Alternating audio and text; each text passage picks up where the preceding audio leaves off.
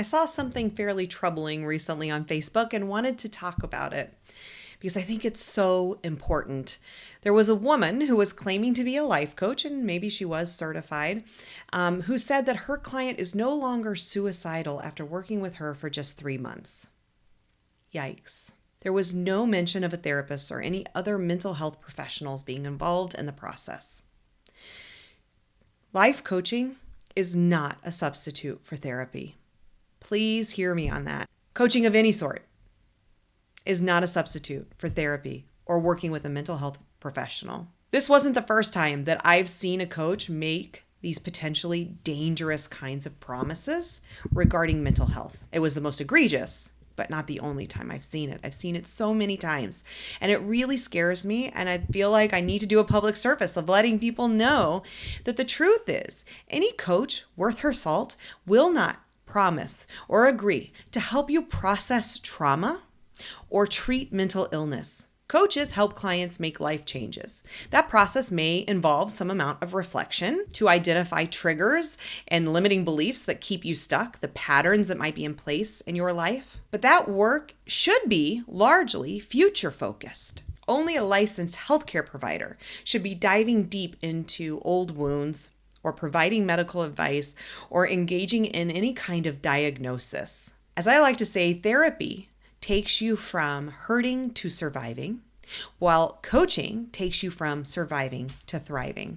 Another way I talk about it is if your wounds are still so painful that you can't even talk about them without it putting you into a place of tears and not even be able to talk, right? If your wound is so open that you can't even touch it, then you need therapy.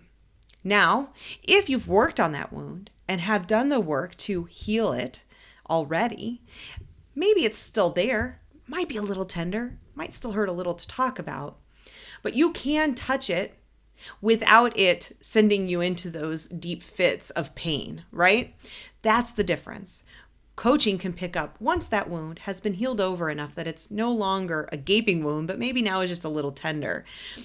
Therapy is for getting that gaping wound shut. So be careful. If a coach doesn't explain the difference between coaching and therapy to you, walk away.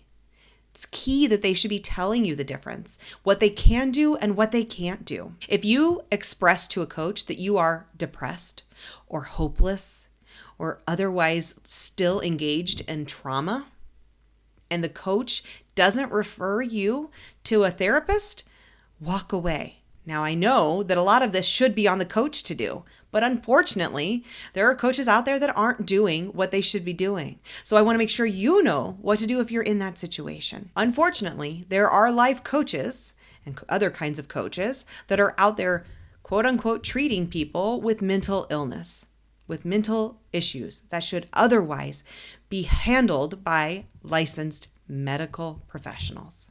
And those people that are doing that are giving coaching a bad name. They're harming the profession and harming their clients, period. Be careful when choosing a coach. Ask them about their boundaries and when they can and when they can't help. Don't entrust your mental health to someone who isn't trained to care for it.